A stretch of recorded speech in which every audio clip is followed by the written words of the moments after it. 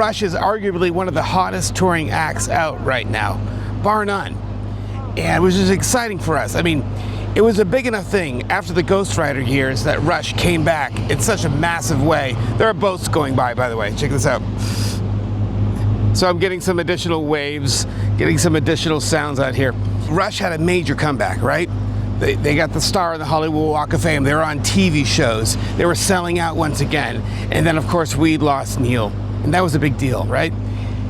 It was a huge deal. It still affects us. We all miss Neil Peart. A few months ago, before the 50-something tour, we were all talking, speculating, questioning. And one of the questions that came up quite a bit was, could Geddy's voice keep up? For all the dates, right? I mean, 50, 60, 70 shows. And of course, I noticed right off the bat that Rush had it scheduled out so you'd have a show, a day off, a show, a day off, and space in between.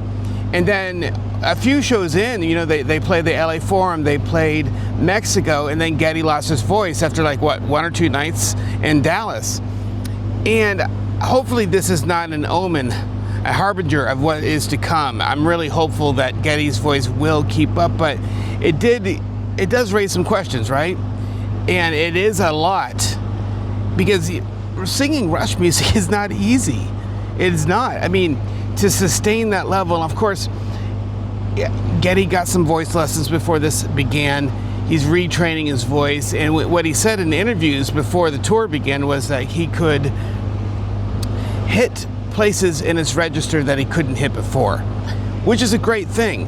And you know, I was really happy for it. I was glad that he was playing. You know, and this goes back to what I've told you guys many times. Like, Rush has given us a very high bar of excellence throughout their career. And I had confidence in the fact that they knew, Alex knew he could play the parts. Of course, Annika could learn the parts, and can Geddy sing the parts? Those are all really the questions, right? And of course, and then Geddy does lose his voice. It has to take that time. I'm hoping that this is not a regular thing, because there were fans out there that were not thrilled. I wanted to give a shout out to Rush Monterey Tribute. This is a Mexico-based Rush tribute band. And guys, if you've checked out my shorts, that really front row, Geddy, Alex, Annika up close footage, right? Rush playing the 50-something tour, that's Rush Monterey Tribute, man. Guys, check out this band. They are on Facebook, they are on Instagram. And I want to thank you, man. This guy's become a really good friend. You know, his secret hideout where they practice their Rush tribute band is insanely amazing. And he's shown me footage of it, but he asked me for privacy reasons not to show you guys. Perhaps someday I can, but for now, thank you, dude, for the amazing footage. Guys, check out Rush Monterey Tribute. To get to Cape Cod from Vermont, we drove right by TD Garden, and in the Boston Garden, and we drove right by it. And of course, my dad pointed out who was driving. I'm sitting in the passenger seat. He's like, that's where we saw Rush. I said, that's right, Dad. And we brought it up again today. I met this really great guy today, and we were talking audio and visual, all kinds of nerd stuff. And in that conversation, my dad brought up Rush again, the fact that he got to go see R40 with me and my wife. You know, and my takeaway from that is I brought my dad and my wife to see R40 in Boston that year, what, 2015? I brought them there because I had a feeling that just might be the last time we got to see Neil play. And it was. And I feel extremely blessed. All you guys who got to see R40 live, you got to see the boys with Neil one last time. You know, we all miss Neil. Miss him greatly. Often. And yet, Annika's doing an amazing job. They sound amazing. And man, say a little prayer for Geddy and his voice. As long as his voice comes back and holds up, this could be such an amazing tour that we're seeing. One of the recent rumors that you guys may have heard is that Rush may be doing a residency at the Sphere in Las Vegas. We've talked about this. We've talked about this in the comments. You guys have seen the graphics. You've seen the on-stage show. Now imagine that projected over the entire Sphere in Vegas. Most mind-boggling Rush show ever. With the visuals and the music, it could be amazing. So that is an insane development. I found the coolest thing. We went to an antiques mall. And of course, anytime I'm in an antiques mall or flea market, what do I look for? Of course, I'm looking for vinyl. There is a vinyl record album that I've wanted for a very long time, and I found it. Not only that, so we're flipping through, right? All these old, if vintage, if you will, albums.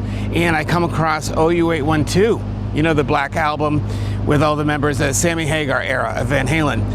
So I'm like, oh, that's cool. It was not in good condition. It was warped. It was really messed up. But then further into the stack, guys, guess what I found?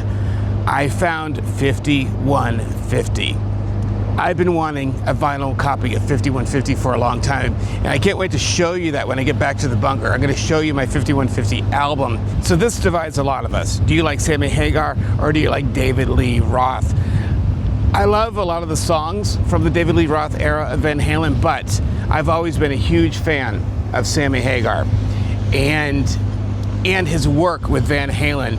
And he's such an amazing singer, but also they were just great songs, especially on 5150. And when I got that album, this was before, it was right around the time I discovered Rush. And that album, 5150, still remains one of my favorites. I found something else. After I found 5150 and OU812 by Van Halen, I found an original copy on vinyl of Huey Lewis Sports. Long before I discovered Rush, before I discovered progressive music, before I discovered Van Halen, even before I discovered Living Colour, I was a huge Huey Lewis and the News fan. So to find their album Sports with so many great songs on it was awesome. I can't wait to show this to you guys. So those are the two albums I found. I found 5150 by Van Halen, and I found Sports. We just came about, we're coming back from the Atlantic Ocean back into West Bay. So guys, let me know, what's your favorite era of Van Halen? And do you also appreciate Huey Lewis and the News? I do. They wrote some really great music. And just think about the soundtrack for Back to the Future. It wouldn't be the same soundtrack without Huey Lewis and the News.